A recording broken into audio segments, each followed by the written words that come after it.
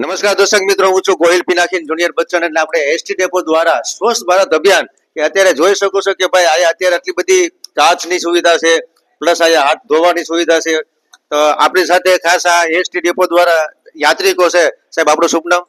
સંજયભાઈ. અને આજે અત્યારે આપણે સ્વચ્છ ભારત અભિયાન છે એસટી ડેપો દ્વારા સારી એવી સુવિધા છે કે ભાઈ બાથરૂમ જવા માટે છે, ટોયલેટ માટે જવા માટે બહુ સારી એવી વ્યવસ્થા છે. પણ તમને કેવી લાગી આ અત્યારે? ને સ્વચ્છ ભારત મિશનમાં સારું એવું બાથરૂમ ને ટોયલેટની વ્યવસ્થા છે, સાથે ક્લિનિંગ પણ રાખેલું છે, અને હેન્ડ વોશ છે, ટોવેલ રાખેલ છે, અને ફ્રી સુવિધા રાખેલ છે.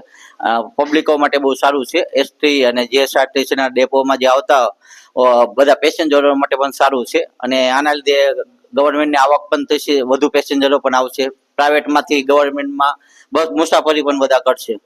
વાહ ભાઈ વાહ! જો આવી એવી ગુજરાત સરકાર દ્વારા એસટી ડેપો દ્વારા સારી એવી સુવિધા છે. તમે પણ ધ્યાન રાખજો, ગમે ત્યાં પિચકારી નહીં મારતા, ગમે ત્યાં તમે બાથરૂમ જવા જાઓ, ટોયલેટ જાઓ તો વ્યવસ્થિત પાણી નાખતા રહેજો. તો આપણી સુવિધા, તમારી સુવિધા સારી રહે ને કોઈ જાતની બીમારી પણ નહીં રહે.